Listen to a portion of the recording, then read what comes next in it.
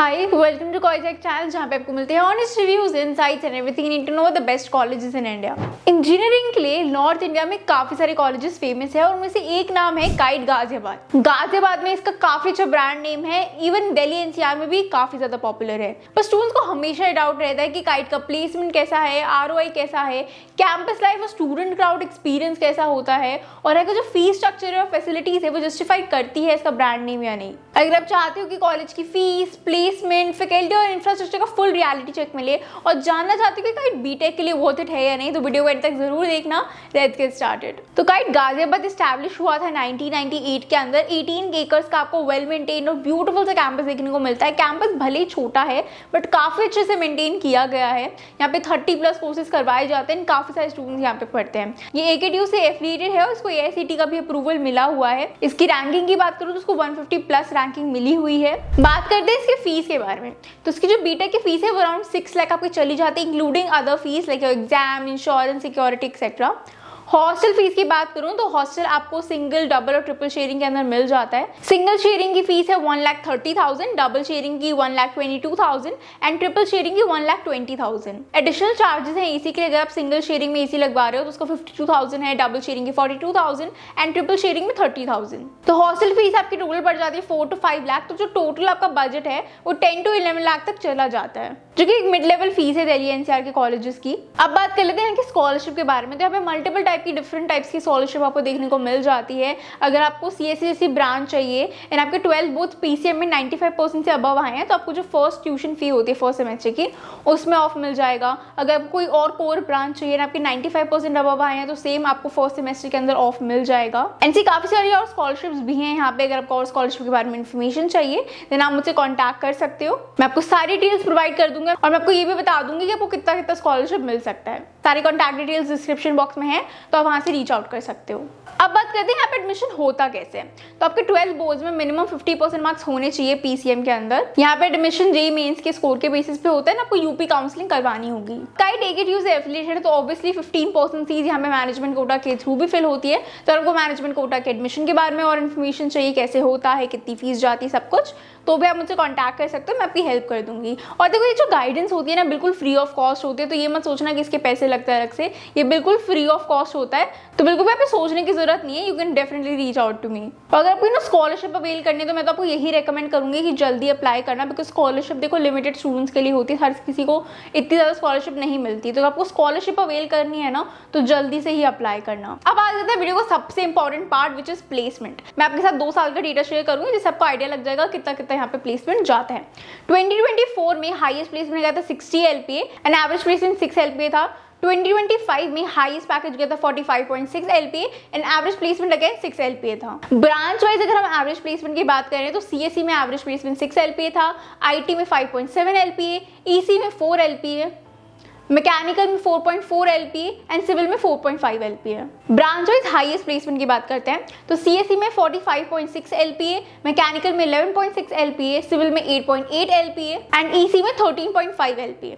Top companies में आ जाते हैं हमारे Amazon, TCS, विप्रो, IBM से बहुत सारी कंपनीज भी हैं। तो इन प्लेसमेंट के स्टैट्स आप पीछे देख सकते हो कि CS और IT जैसी ब्रांचेस में ज्यादा अच्छा प्लेसमेंट देखने को मिलता है। बाकी ब्रांचेस में जो प्लेसमेंट है वो आप डिसेंट टू बिलो एवरेज कह सकते हो। बात कर लेते हैं यहाँ के फैकल्टी और एकेडमिक्स के बारे में। तो यहाँ पे 100% आपको फैकल्टी मेंबर्स देखने को मिल जाएंगे और मोस्ट ऑफ जो फैकल्टी मेंबर्स हैं उनके पास PhD डिग्री है, काफी अच्छा एकेडमिक्स और इंडस्ट्री का एक्सपीरियंस आपको देखने को मिल जाता है। करिकुलम जो है वो AKTU से एफिलिएटेड है तो थोड़ा सा आपको कम फ्लेक्सिबिलिटी देखने को मिलती है, थोड़ा सा रिजिड करिकुलम आपको देखने को मिलेगा। स्टूडेंट्स की ओवरऑल स्किल डेवलप करने के लिए यहाँ पे workshop, seminar, technical skill trainings यहाँ पे करवाई जाती है, जो कि काफी अच्छी बात है। यहाँ पे फोकस आपकी करियर ओरिएंटेड एजुकेशन आपको यहाँ पे प्रोवाइड करवाई जाती है एंड जो आपकी टेक्निकल एंड सॉफ्ट स्किल्स उन पे काफी अच्छे से काम करते हैं, उसको शार्पन करते हैं। कुछ फैकल्टी आपको थोड़े से रूड एंड स्ट्रिक्ट देखने को मिलेंगे, मतलब थोड़ा सा लेस अप्रोचेबल मिलेंगे।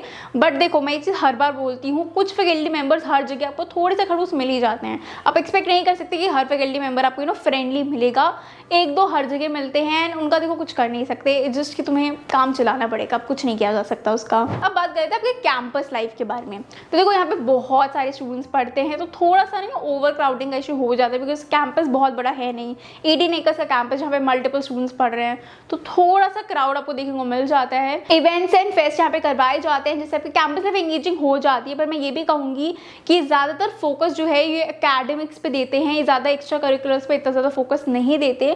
तो अगर आप एक टॉप लेवल की कैंपस लाइफ एक्सपेक्ट कर रहे हो लाइक MIT या LPU की तरह, तो वो मत एक्सपेक्ट करना, क्योंकि वो आपको यहाँ पे नहीं मिलेगा। अब बात कर लेते हैं यहाँ के प्रोज एंड कॉन्स के बारे में। सबसे पहले प्रोज को डिस्कस करते हैं। तो सबसे पहला प्रो है इनका अफोर्डेबल फीस, मतलब दिल्ली NCR के लोकेशन के साथ ज्यादातर जो कॉलेजेस हैं वो बहुत ज्यादा हाई फीस चार्ज करते हैं, बट काइट गाजियाबाद की अगर फीस देखो तो वो काफी ज्यादा अफोर्डेबल है। दूसरी चीज यहाँ पे IT या फिर CSE ब्रांचेस में भी काफी अच्छे प्लेसमेंट अपॉर्चुनिटीज देखने को मिले हैं, अच्छे प्लेसमेंट मिल जाते हैं, तो मेहनत कर लोगे तो अच्छा प्लेसमेंट मिल जाएगा। हाँ, ये जिसमें कहूँगी बाकी ब्रांचेस में प्लेसमेंट बहुत ही बिलो एवरेज है, मतलब एवरेज आपको 4 LPA मिल रहा है, जो कि आज के जॉब मार्केट के हिसाब से ठीक है, बट आई मीन स्टूडेंट्स उससे तो सेटिस्फाई नहीं होते ऑब्वियसली, तो आई थिंक इनको बेटर करना चाहिए। बाकी कैंपस भी आपको वेल मेंटेन देखने को मिल जाता है। हाँ, छोटा है बट काफी अच्छे से इन्होंने मेंटेन किया हुआ है। काफी सारे आपको क्लब्स एंड सोसाइटीज देखने को मिल जाते हैं। एज ए सेड बिफोर, यहाँ पे ज्यादातर फोकस नहीं होता है आपके एक्स्ट्रा करिकुलर्स पे, बट हाँ आपको क्लब्स एंड सोसाइटीज देखने को मिल जाते हैं। अगर आप उनको ज्वाइन कर लेते हो तो हाँ थोड़ा सा आपकी फन हो जाती है कैंपस लाइफ।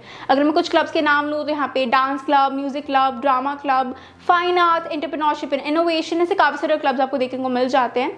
स्पोर्ट्स फैसिलिटीज भी आपको मिल जाएंगी, क्रिकेट, फुटबॉल, बास्केटबॉल, वॉलीबॉल, ऐसे काफी सारे स्पोर्ट्स आपको देखने को मिल जाते हैं। यहाँ पे टॉप प्रोफाइल कंपनीज का एक्सपोजर आपको मिलता है। टॉप प्रोफाइल कंपनीज यहाँ पे आती हैं, इनके खुद के इंक्यूबेशन सेंटर्स हैं, तो अगर आपको इनोवेटिव आइडिया हो तो उससे रिलेटेड मेंटोरशिप, फंडिंग ये प्रोवाइड कर देते हैं। अब बात करते हैं यहाँ के कॉन्स के बारे में।